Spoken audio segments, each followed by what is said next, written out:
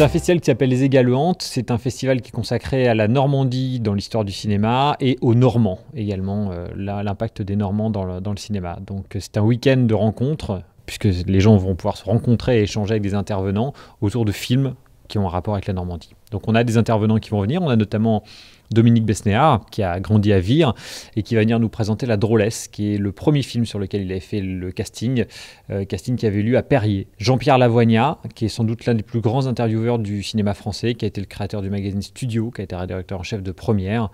Et Jean-Pierre va venir nous présenter un cycle consacré à Claude Miller. Claude Miller qui avait tourné La Petite Voleuse à 40 ans et qui avait tourné également Garde à vue, dont l'action se passait à Cherbourg.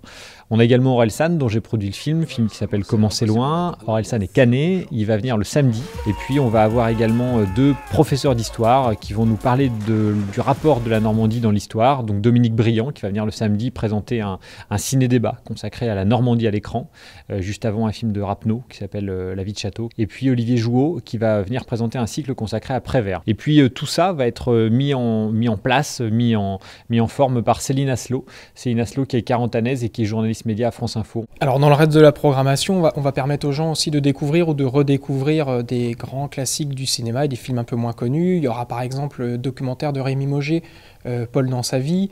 On aura une comédie qui s'appelle La course à l'échalote avec Pierre Richard et Jane Birkin qui a été tournée en partie à Éculville à côté de Cherbourg. Et puis une très belle avant-première le samedi soir pour le prochain film de Maxime que Maxime a produit qui sortira en janvier qui s'appelle Il a déjà tes yeux. Il y a quelque temps, Maxime Delaunay qui est un quarantané et qui est producteur de cinéma, était venu me parler du projet de festival à 40 ans les Marais et moi ça me semblait vraiment au niveau culturel un projet très très intéressant. La ville a un des projets très importants, c'est d'apporter de la culture au niveau de la ville, donc c'était une occasion qui nous était présentée de proposer aux Carentanais un nombre de films sur 3 jours quand même très très important. Donc la ville a vraiment eu envie de soutenir ce projet. Elle gère ce projet avec l'association Azurie et la ville finance entièrement ce projet cinéma.